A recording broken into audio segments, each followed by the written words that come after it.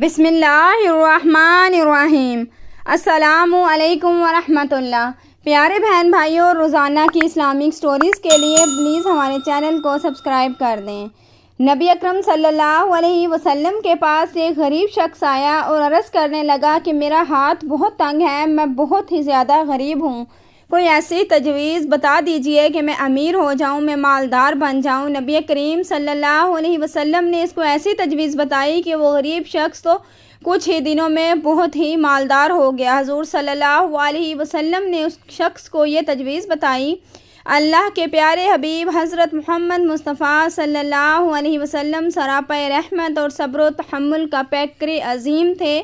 بھوک میں اپنے صحابہ کے ساتھ مشقت فرماتے اور جب کبھی کھانے کے لیے بظاہر چند نوالے میسر ہو پاتے تو اللہ اپنے حبیب صلی اللہ علیہ وسلم کے رزق میں ایسی کشادگی فرما دیتا کہ وہ کھانا جو عام طور پر ایک آدھ نفس کے لیے ہوتا تھا وہ درجنوں لوگ شکم سیر ہو کر تناول فرماتے اور کھانا پھر بھی بچ جاتا۔ متعدد احادیث میں ایسے معجزات رقم ہیں کہ جب معیشت الہی سے معجزات کا ظہور ہوتا اور صحابہ کرام اپنے محبوب آقا صلی اللہ علیہ وسلم کے معجزات سے مستفیض ہوتے۔ بخاری شریف میں ایک حدیث مبارکہ میں اس معجزے کا ذکر کیا گیا ہے کہ جب رسول اللہ صلی اللہ علیہ وسلم نے اپنے ساتھ کئی دنوں کے بھوکے صحابہ کو چند روٹیوں اور گھی سے پیٹ بھر کر کھانا کھلوایا اور وہ نور رحمت سے ختم نہ ہو پایا۔ حضرت انس بن مالک رضی اللہ عنہ فرماتے ہیں کہ حضرت ابو طلحہ رضی اللہ عنہ نے حضرت ام سلیم رضی اللہ عنہ والدہ حضرت انس رضی اللہ عنہ سے فرمایا، میں نے رسول اللہ صلی اللہ علیہ وسلم کی آواز سنی ہے جس میں ضعف محسوس ہوتا ہے۔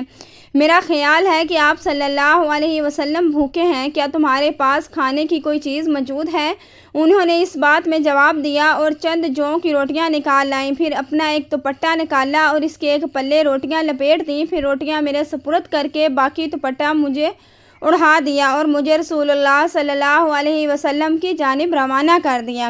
میں روٹیاں لے کر گیا تو رسول اللہ صلی اللہ علیہ وسلم کو مسجد میں پایا، شمع رسالت کے گرد چند پروانے بھی موجود تھے۔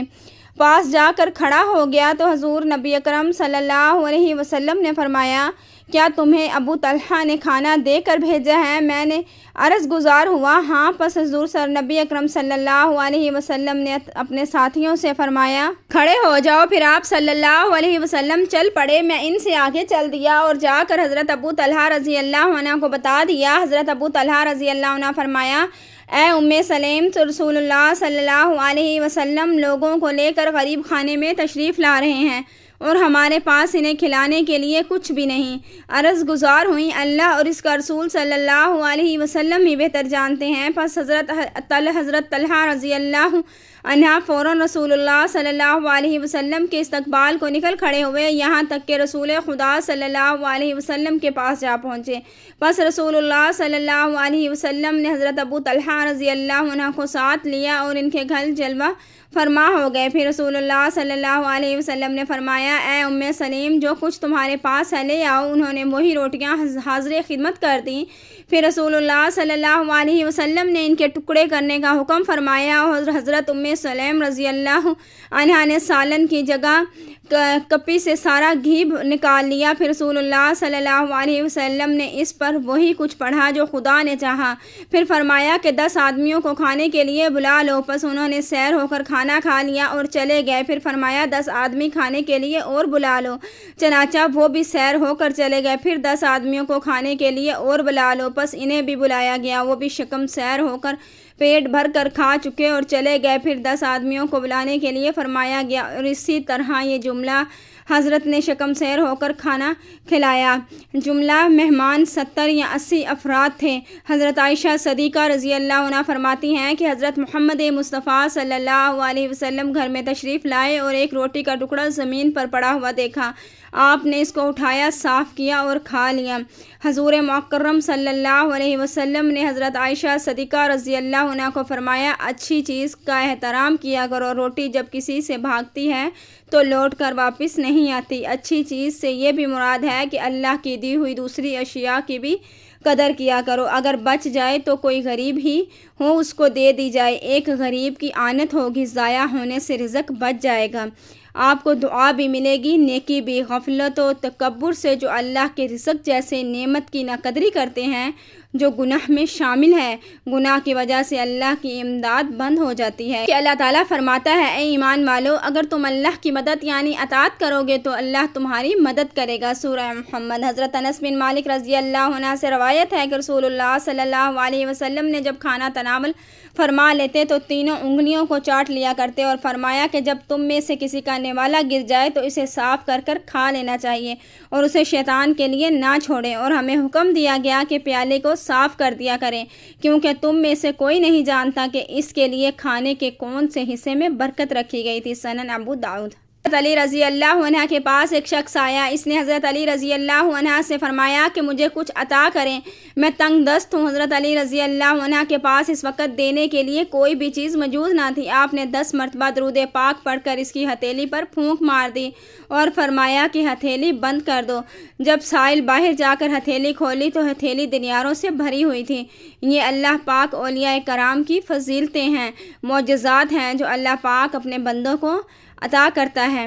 اسی طرح بابا فرید گنج شکر رحمہ اللہ کے متعلق ہے کہ آپ درود پاک کے فضائل بیان فرما رہے تھے۔ 5 درویش آئے اور عرض کیا کہ ہم مسافر ہیں اور خانہ کعبہ کی زیارت کے لیے جا رہے ہیں، لیکن پیسے نہیں ہیں۔ یہ سن کر حضرت شیخ بابا فرید گنج شکر رحمہ اللہ نے مراقبہ کیا اور سر اٹھا کر کھجور کی چند گٹھلیاں لیں اور کچھ پڑھ کر ان مسافروں کو دے دیے۔ درویشیوں نے باہر جا کر ان گٹھلیوں کو دیکھا تو وہ سونے کی اشرفیاں تھیں۔ سبحان اللہ! درود شریف کی بہت زیادہ فضائل و برکت ہے۔ حضور صلی اللہ علیہ وسلم کے پاس ایک غریب آدمی نے آ کر عرض کیا، میرا ہاتھ بہت تنگ ہے، کوئی ایسی تجویز بتا دیجیے کہ یہ تنگی جاتی رہے۔ آپ صلی اللہ علیہ وسلم نے پوچھا کہ تمہارے پاس کچھ ہے؟